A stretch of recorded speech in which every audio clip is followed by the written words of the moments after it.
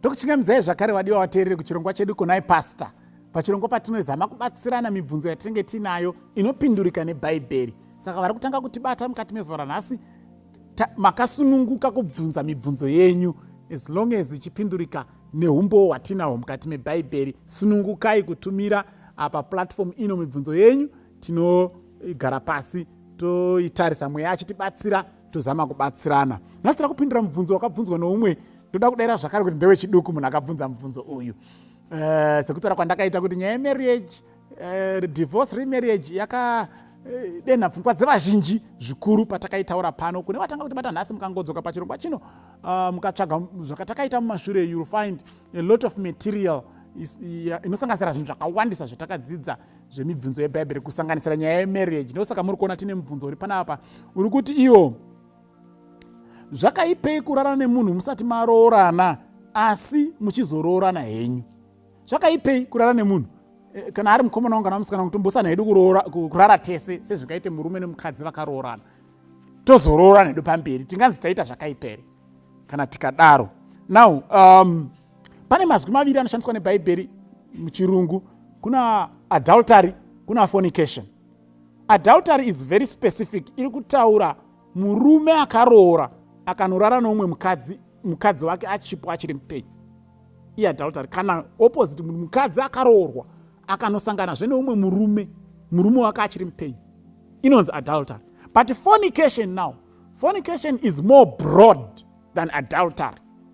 Ende regai nditange ndaverenga vhesi panapa kuti muone kuti zveshuwa zvinhu izvi mubhaibheri zvinototorwa pairi pakasiyana. Ndavangoverenga kuna Mateo 15, akawanda mavhesi anoshandisa mazwi iwayo. Mateo 15 verse 19 inoti, for out of the heart proceeds evil thoughts, murders, adulteries, fornications, thefts, false witness, blasphemies. Saka matona kuti adultery na fornication ashandiswa side by side kureva kuti hachisi chinhu one. Ende mukadzoka kutsvaga manje kuti saka zvinosiyana papi. Izwi iri rikunzi fornication mukadzoka kuchiGreek kwacho ndi porneia. Porneia ndo patakatora izwi rechirungu rekuti pornography. Ndo parakabva pana porneia.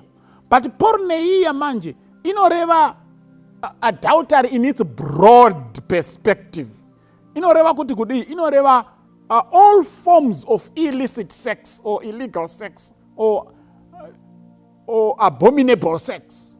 That's fornication. Haingorevi bedzi murume achita kana mukadzi achita. Inoreva all forms of illicit sex. Sekuti lesbianism, it's porneia. Homosexuality, it's porneia. Bestiality, munhu anorara nemhuka sezvangaite murume kana mukadzi, it's fornication. Then inorevawo zvakare munhu asina kuroora akarara nemunhu waasina kuroora kana kuroorwa naye, it's fornication, it's porneia.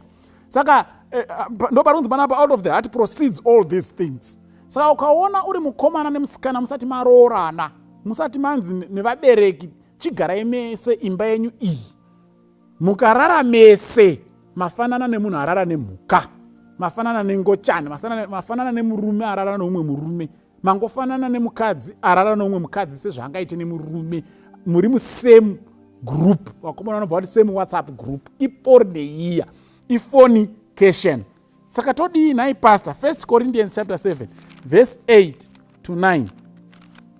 1 Corinthians chapter 7 verse 8 and 9. Verse 8, but I say to the unmarried and to the widows, it is good for them if they remain even as I am. Paul was not married. He had the gift of celibacy. Saka aiti zvakanaka kana usina kuroora kuti ugare sezvandiri, because unopa nguva yako yese kuna Mwari. But if they cannot exercise self-control, but vakaona kuti isi hatisi kugona kuzvidzora, let them marry. For it is better to marry than to burn with passion. Hazvitenderwi kuti uzadzikise havi yako usina kuroora. Ukaona wakunzwa havi, hanzi naPaul, enda unoroora. Ndodosoro naPaul. Paul haasi kuti it is better to commit fornication than to burn. Paul ati it is better to marry. Saka regai vakomana nevasikana kusangana semurume nemukadzi akaroorana. Kana maona zvaakunetsa, endai kuvabereki moti isi tavakukumbira kugara tese.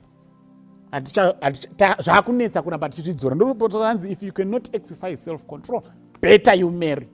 Saka ndira kukurudzirai vakomana navasikana, abstain from fornication. Kana mukaona kuti miviri haichadi, havi yakuramba ichikura, go and marry. Endai kuvabereki vemusikana, endai nawana sekuru wenyu munokumbira mupihwe. Marrying ngeta ingoriwe kupfeka renda nekuperekedzwa nemabhenzi, kusvika kuvabereki nezvamuinazvo muti tauyawo tingorova rombo asi todawo mwana wenyu, murombo munhu. Kana mazvinamatira munopihwa, murega kutadzira Mwari. Mwari akukomborerei. Amen.